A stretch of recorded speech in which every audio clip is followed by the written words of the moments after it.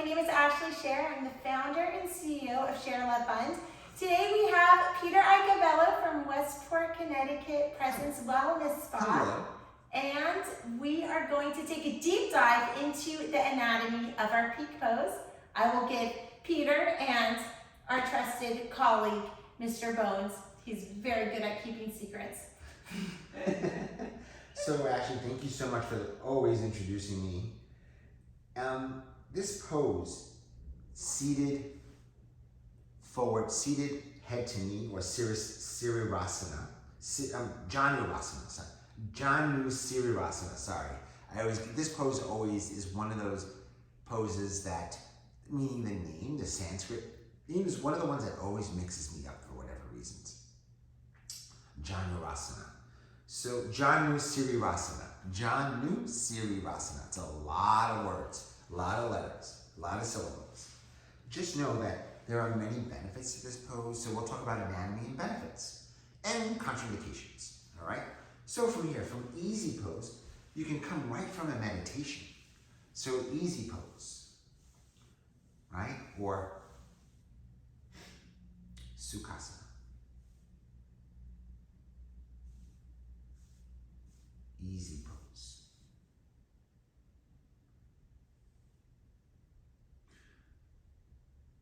Slowly begin to extend your right leg forward, and then your left heel in toward, left foot in toward the inner thigh, right inner thigh.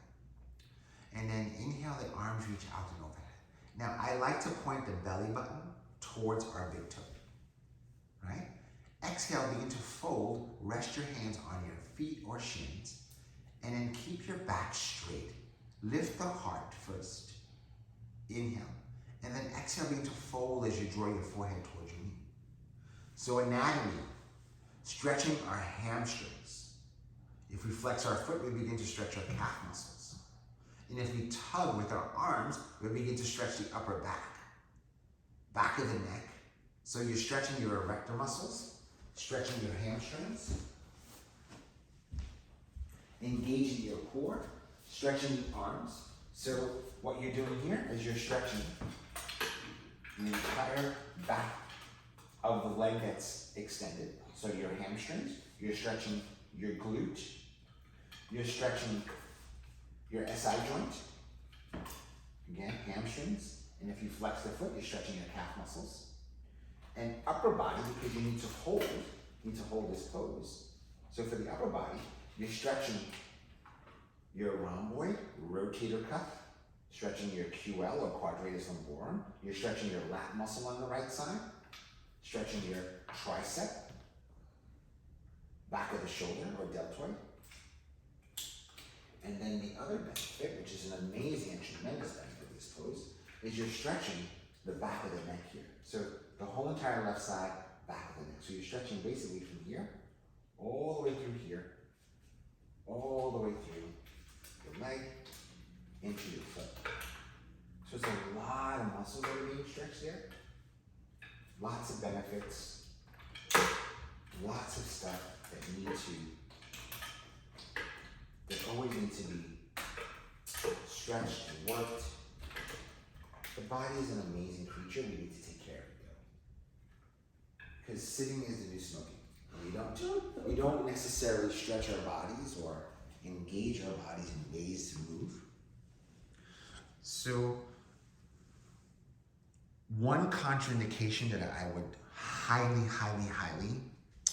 recommend staying away from this pose is if you have abdominal surgery or back surgery or lower back problems or abdominal issues, stay away from this pose. If you have hamstring issues, torn hamstring, stay away from this pose. If your knees bother you, with your legs straight, bolster under the knee, take a blanket, put it under the knee.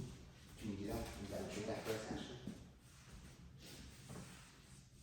And make sure that your blanket matches your leggings. It's very important in yoga.